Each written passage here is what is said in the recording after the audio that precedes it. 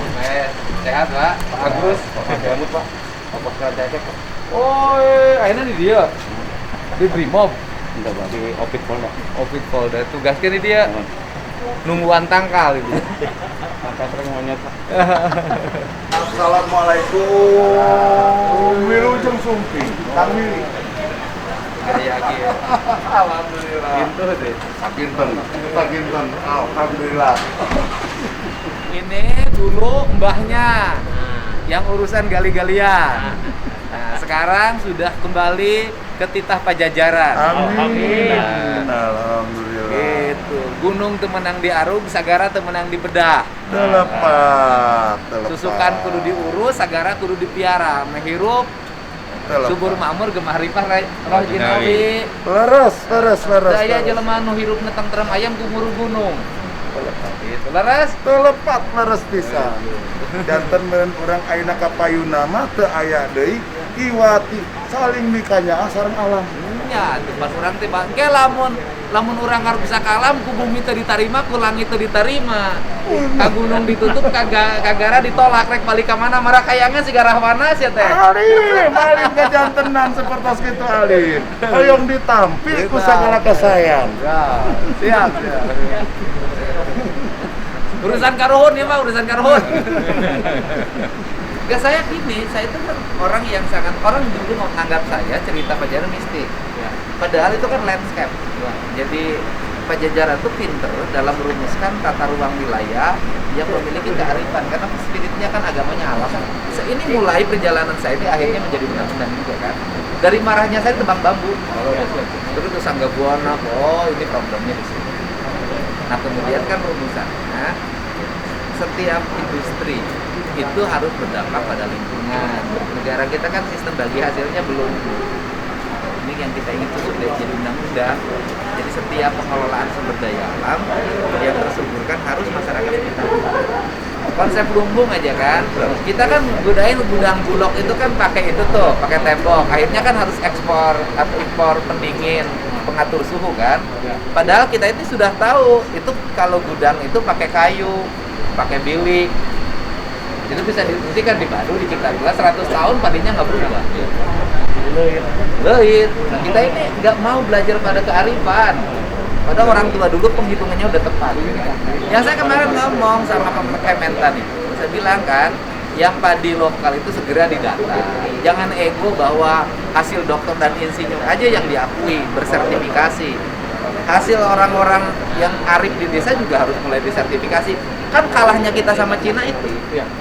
Kalau kita produk tradisional tidak disertifikasi, dia bertarung sendiri, tidak diakui. Orang Cina mah enggak, diakui oleh negara, disertifikasi, ditampilkan dalam produk-produk negara. Akhirnya kita berobat ke sana. Ajeng Abdi. Iya. Wah, iya. Sohibul bait ini Pak, sohibul bait ya Pak.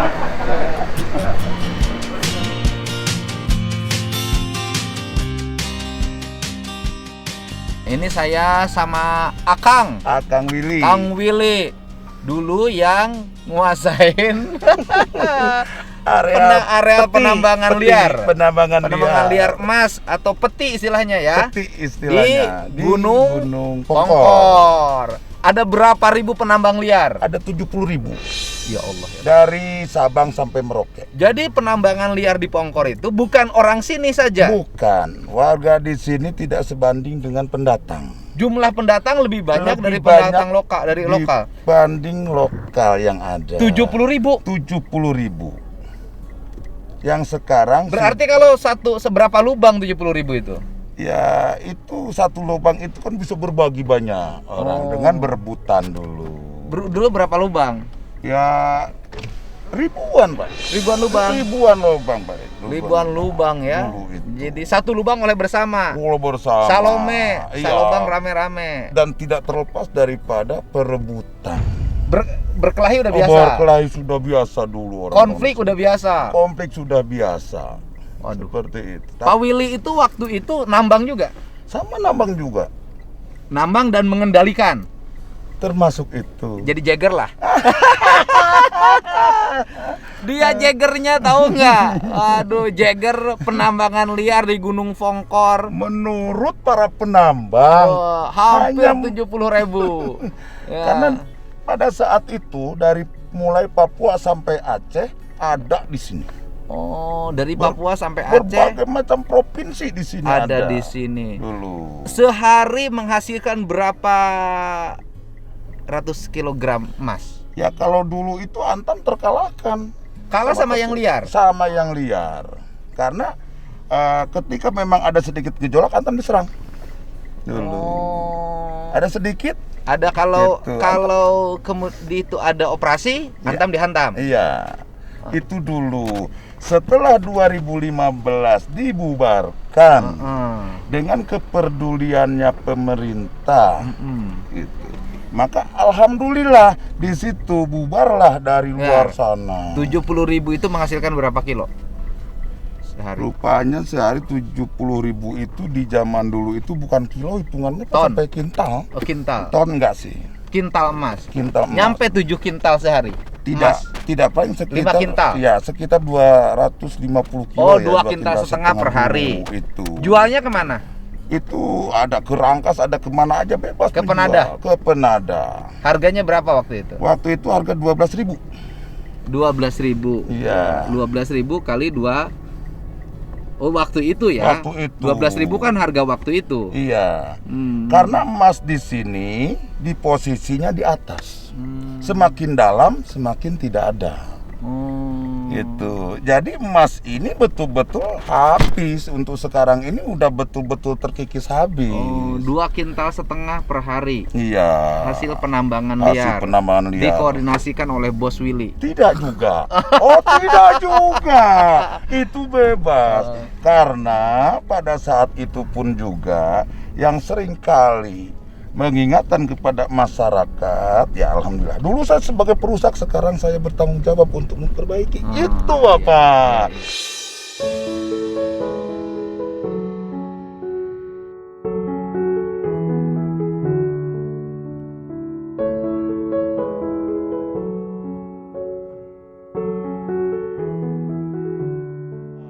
Nah, di sini karena tidak ada lagi yang memperbaiki. Nah, mungkin alam ini mengundang, memanggil untuk bertanggung Oh jawab. iya, sebentar. Siapa, Pak? Nih, Kang Willy, waktu ngelola emas, kan kehidupan Kang Willy itu pasti banyak uang dong. Iya, siap. Sehari berapa? Zaman itu. Di zaman itu walaupun berapa emas itu? murah ya tahun 97 97. ya sampai tahun 2002 itu emas masih berkisaran di bawah 100.000. Itu. Ya uang banyak, tetapi tidak berkah. Ya, sehari ngoleksi uang berapa? Zaman itu. Zaman itu ya sampai 20 juta itu besar. 20 juta per hari itu waktu itu sama dengan 200 juta per hari ini. Nah, begitu. Nah, itu yang sehari 20 juta per hari zaman itu. Emas juga di bawah 100.000. Harga bakso masih 250 perak. Iya. Apa yang didapat kehidupannya? Hanyalah hura-hura yang enggak terarahkan.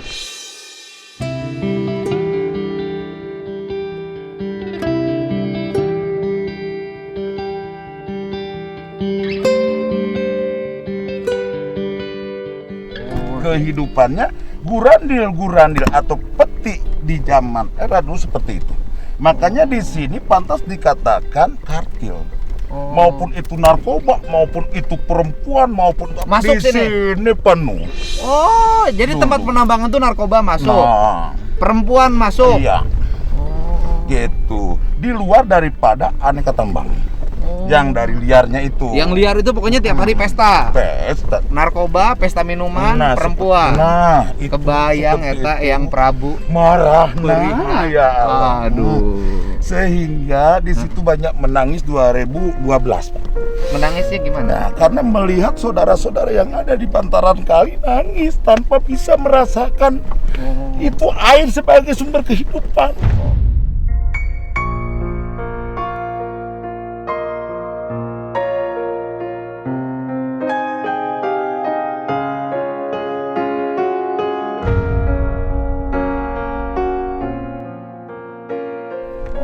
Airnya tercemar oleh Oleh kegiatan penambang merkuri. Cyanida satu hari itu 1.600 kilo yang ditaburkan. Ya Allah, ya Rabbi. 1.600 kilo cyanida yang ditaburkan. Pada saat itu kepala desanya enggak sama sekali. Ketika saya mengatakan bahwa kita harus kembali kepada kaprah kehidupan, yang mana yang dititipkan para sesepuh begitu, menolaknya. Dan di lain pemerintahan pun juga atau stakeholder lainnya tidak tanggap. Dibiarkan sehingga 2015 kami terus berhubungan dengan pihak yang punya kewenangan. Ya Polres ya Antam itu ini ya dibubarkanlah semua, Pak.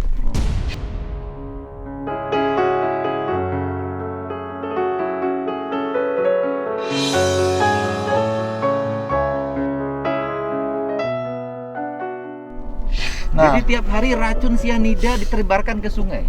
Ditaburkan ke sungai. Bukan hanya merkuri? Bukan hanya merkuri. Kalau merkuri kan masih bisa berganti dipakai. Kalau cyanida itu langsung dibuang, Pak. Aduh. Nah disitulah hidayah yang didapat. Harus mempertanggungjawabkan apa yang telah diperbuat. Maka kami coba. Terpanggilnya Bapak kenapa, Pak? Kang Willy terpanggilnya sehingga menjadi berubah? Padahal menguntungkan apa? Terpanggilnya karena kita berbalik kepada arah awal sebelum melakukan kegiatan seperti ini. Dalam kalimat berhubungan dengan alam, yang dilanjutkan berhubungan dengan manusia, atas dasar itu dari Sang Maha Tunggal, Sang Maha Widi. Yang Maha Tunggal, yang Maha Widi. Iya. Yang telah memberikan segala sesuatunya untuk kehidupan manusia di alam ini. Apakah yang melayani kebutuhan hidup itu ketika sudah sadar? Bukankah alam? Haruskah alam ini terus disakiti? Di situ saya banyak menangis di pinggir kali melihat saudara-saudara ketika memang mau mandi harus gali dulu air. Pada saat itu ya Allah, saya bilang Gusti Yang Maha Widi, nangis betul-betul saya di situ. 2012 saya memaksa kepala desa untuk melakukan sebuah perubahan, tidak ditanggapi. 2020 saya ciptakan kepala desa walaupun harus dengan segala banyak tantangan. Yang penting bisa melaksanakan itu perjalanan. Alhamdulillah Bapak, sampai sekarang air sudah menjadi jernih. Dan para penambang tidak lagi ada berdatangan ke kampung kami di sini. Seperti itu Bapak perjalanan. Kami pertahankan dengan segala bentuk kemampuan yang ada, membawa orang berbicara dari hati ke hati pada saat itu. Alhamdulillah di situ. Berarti saya harus melakukan pengembangan amanah dari sesepuh-sesepuh karuhun yang selalu menyertai saya di sini. Karena saya bukan lahir di sini. Saya lahir di Sukabumi. Umi saya lahir di Sancang. Bapak saya lahir di Cirebon. Sehingga banyak menitipkan pesan untuk menyayangi alam. Habluminal alamnya itu harus digali dan dikaji di situ, Bapak. Subhanallah di situ.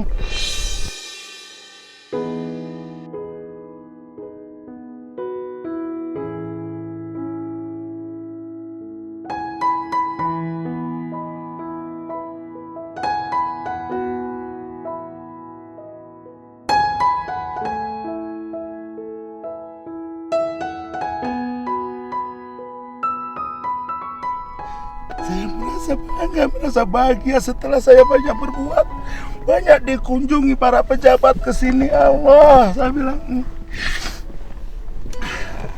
bahagia banget. Ya, ini kesadaran bagi mereka yang masih merusak alam.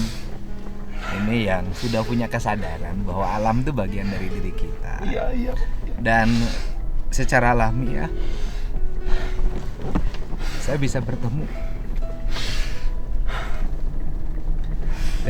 dari Bambu Tebang, terus saya ke Gunung Sangga Buana, terus ke Gunung Salak, dan akhirnya hari ini saya memutuskan untuk datang ke sini walaupun resmi sebagai anggota DPR. Amin. Saya datang ke sini hanya satu, bahwa PT Antam yang nambang emas resmi negara, saya harapkan penghasilannya itu nanti di undang-undang yang akan kita susun Siap. itu bisa memperbaiki lingkungan dan kemudian juga bisa membangun kesejahteraan masyarakat. Amin. Sehingga masyarakat tidak menjarah lagi hutan. Amin. Dan saya sama Pak Kang Willy ini barangkali fisiknya baru ketemu dekat, tapi hatinya sudah lama. Alhamdulillah. Ya, hatinya sudah lama, sama-sama mencintai alam Karena seperti inilah Bapak. dan sama-sama menjaga amanah leluhur. Karuhun turunan amanah di Kipamanah Rasa. Amin. Nuhun kah? Alhamdulillah.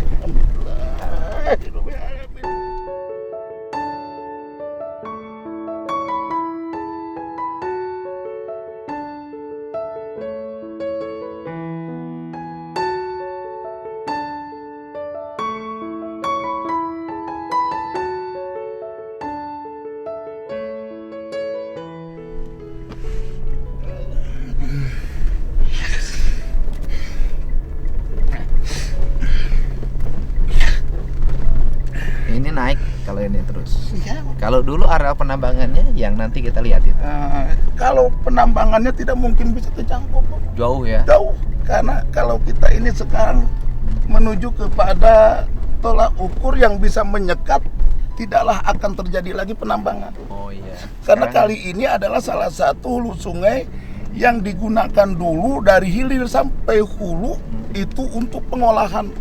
Iya.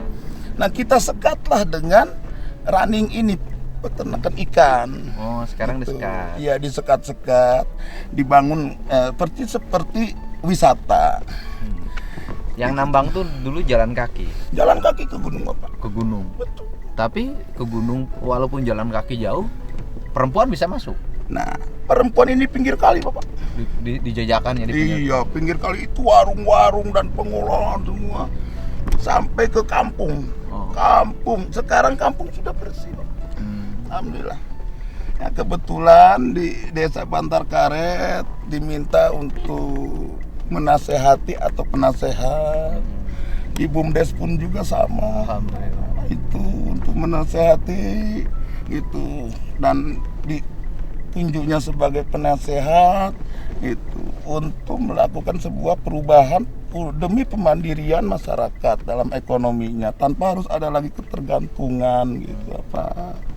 Sekarang masyarakatnya udah bisa normal lagi ekonomi. Alhamdulillah dengan bercocok tanam, bertani, tapi tidak menutup kemungkinan Bapak tadi yang lebih paham menyampaikan masih ada. Masih ada. Karena dari mana lagi kadangkala masyarakat berbicaranya, kami belum bisa mengalihfungsikan sepenuhnya. Ya itu tadi bagi hasil Antam ini Iya. yang harus bisa mensejahterakan masyarakat.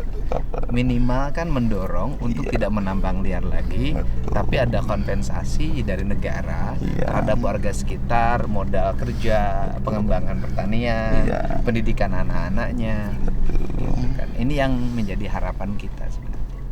Amin, amin. So, Tapi jadi kalau yang liar ini juga berarti kan masih dong pakai racun. yang liar sekarang itu ada teknik yang tidak pakai racun. Dulu yang ada dibawa oleh orang ke sini, tapi itu pun tidak maksimal. Nah, hanya dengan skala kecil-kecil dengan umpet-umpet. Tapi kita pun juga tidaklah mau menyakiti Bapak. Hanya dengan ajakan kita bicara bagaimana caranya untuk tidak membuang limbah itu ke kali. Dan bagaimana caranya kita pun juga untuk tidak membuang sampah ke kali. Oh iya. Bagaimana caranya untuk kita bisa melestarikan alam dan menjaga ini hutan. Hanya itu Bapak yang lagi Iya. terus disosialisasikan. Dulu sianida itu dibuang ke kali itu. ke kali Jadi sianida itu digunakan dipakai sebagai alat pengolah Alat ataupun pengolah. pelicin demi keluarnya emas yang bisa masuk ke dalam karbon Bapak. Seperti itu. Jadi emasnya dikasih alat pelicin sianida sehingga Iya. emasnya bisa masuk gitu Iya, ke karbon Ke yang karbon. penyerap. Penyerap. Iya. Di situ ada karbon, ada kapur dan ada sianida. Itu sehingga terjadilah proses untuk penyerapan emas, melepaskan emas dari bebatuan ataupun tanah. Itu diserap oleh karbon nanti dibakar. Itu dibakar, terjadilah di situ gumpalan-gumpalan yang bisa dikumpulkan menjadi bilion namanya. Ya, sianida itu masuk ke sungai. Iya, sianida itu karena sekali pakai ditumpahkan, Buang. Mati itu semua. Mati semua tanpa ada, dalam 25 tahun tanpa ada kehidupan air. Tak ada, Pak. Nah, kalau sekarang bisa ditanya di hilir sampai ke hulu, ikan sudah banyak. Sudah hidup lagi. Sudah kembali hidup. Dari mulai kehkel, bogok, lele, arelot, lubang, dan segala macam jenis ikan kali sudah kembali normal. Seperti itu. Ini kan Gunung Pongkor ini kan nanti satu kesatuan dengan Gunung Salak. Satu kesatuan. Halimun. Satu kesatuan. Satu hamparan kan. Satu hamparan. Dan ini gunung yang disakralkan sebenarnya. Itu betul. Semua betul. Disitulah sering tergugah malam dari tidur menangis. Longsor-longsor kita coba disekat-sekati dengan beronjong-beronjong di tembok untuk nanti dipetakan ataupun dipetak-petakan. Itu. Di sini kan kegiatan, Bapak. Nah ini. Cuman hanya sayangnya gitu, untuk sekarang ini belum mengikuti dengan alam yang meminta. Kita lakukan dulu di depan ini untuk untuk orang-orang bisa mencintai supaya bisa caranya disejahterakan. Caranya disejahterakan. Iya. Jadi dana bagi hasil PNBP itu harus menjadi bagian penting dalam pengelolaan alam sehingga masyarakat pribumi sekitar punya hak untuk hidup dengan baik. Amin. Negara memproduksi kemudian membagi pada rakyat sekitar. Iya. Ini Kang Wilin, saksi sejarah. Amin. Dan orang yang tersadarkan oleh alam. Amin ya Allah. Rahayu. Amin. Rahayu.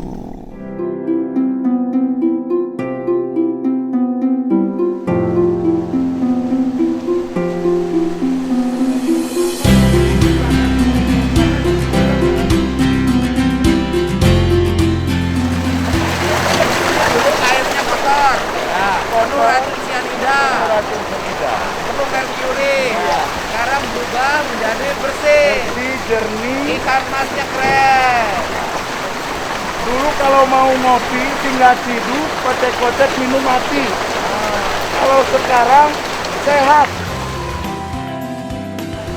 Wah, ini nih Pajajaran teh ini kekayaannya. Alhamdulillah. Ini kekayaan Pajajaran tuh ini. Dari dulu kekayaannya ini.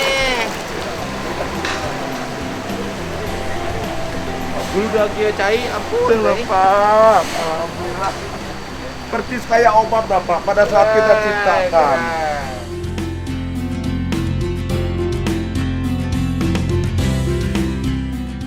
Kata suara cai, suara ini kayak suara helikopter. Suara airnya.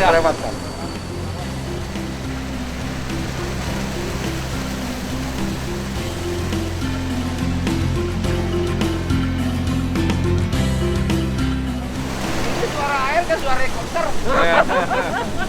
Dulu mah gak gini ya. Ya, waduh Pak. Udah hitam, coklat, kalau pingin kopi tinggal tidur kocek-kocek minum mati. 1.600 kg per hari penaburan sianida dibuang ke kali. 1.600 kilo per hari. kilo per hari. Ditaburin ke sini. Iya. Gila. 1.600 kilo tiap hari ditaburin sianida ke sini.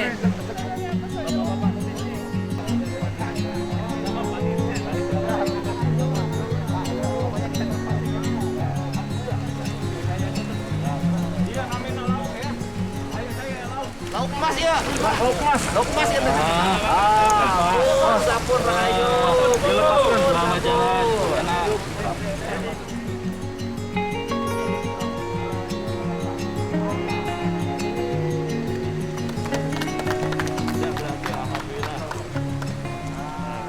Di neraka ke surga teh iya nya. Ini kalau cerita dari neraka kemudian masuk surga ini. Ini asalnya dari neraka, penambangan liar, 70.000 orang nambang, 40.000 lubang, mabuk, narkoba, perempuan di pinggir kali, racun di sungai dengan sianida. Hari ini dirubah dengan kesadaran jadi surga. Jadi ini Kang Willy sudah dari neraka sekarang sudah ke surga.